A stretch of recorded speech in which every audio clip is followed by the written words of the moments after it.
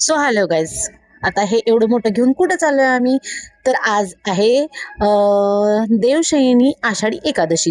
तर त्यासाठीच हे आम्हाला पंढरपूरला जायला जमलं नाही, पण माझ्या माहेरातून एक गावात अशी दिंडी निघते, त्यासाठी आम्ही तिकडे निघालेलो. आणि इथं आता आम्ही चौघे गाडीत बसून निघालो आणि तिथं गेल्यानंतर थोड्याच वेळात दिंडी आलेली. मम्मीने आमच्या ज्या माऊली तुळशी घेऊन डोक्यावर उभ्या असतात त्यांच्या पायावर पाणी वगैरे घातलं आणि इथं होती पालखी. पालखीनंतर पुढं पुढं चाललेली रिंगण वगैरे घेतलेलं असं मी पण त्या रिंगणात सहभागी झालेले. आणि इथं आपली भगवी पताका मिरवायचं चाललेलं. इतकं छान आणि प्रसन्न वातावरण होतं, खूप छान. आणि इथं बघू शकता माझ्या दोन्ही मम्मी, माझ्या सासूबाई, माझी मम्मी आणि आम्ही. मला तर ह्या सर्वांची खूप हौस आहे, त्यामुळे होतो.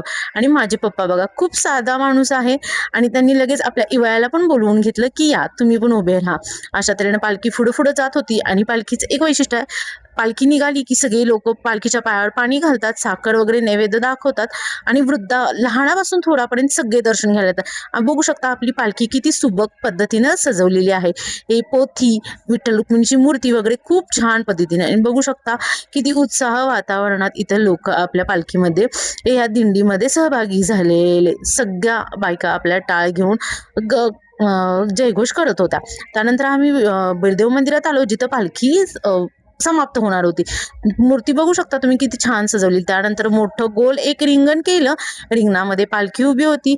आणि हे यशस्वीरित्या पार झाल्यानंतर मग आम्ही आलो मंदिरात. म्हणजे तिथे थोड्या फुगड्या वगैरे खेळल्या, ह्यांनी पण खेळल्या, मी मम्मी आम्ही असं तिघांनी मिळून फुगडी घेतली.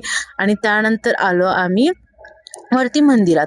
मंदिरात पण तुम्ही बघू शकता की आता पप्पा वगैरे पालखी आत घेत आहेत मंदिरात. आणि त्यानंतर पालखी आल्यानंतर आत मंदिरात मी आजीला पण घेऊन आले. आणि त्यानंतर आम्ही नैवेद्य काढला, देवाला नैवेद्य दाखवायला पप्पा आणि ह्यांनी गेले. आणि त्यानंतर होणार होती आरती.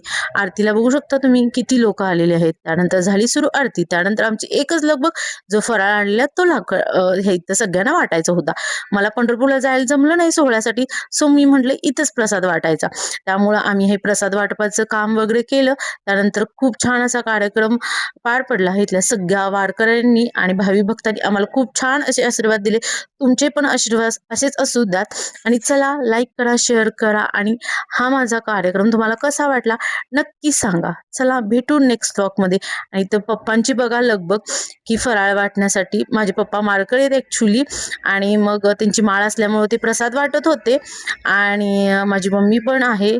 आणि नंतर इथं सासूबाई वगैरे आम्ही सगळेच. आणि इथे हे जे होते ह्यांचंच ते भजनी मंडळ होतं. ह्यांनी यशस्वीरित्या हा छान कार्यक्रम पार पडला. चला, थँक्यू सो मच.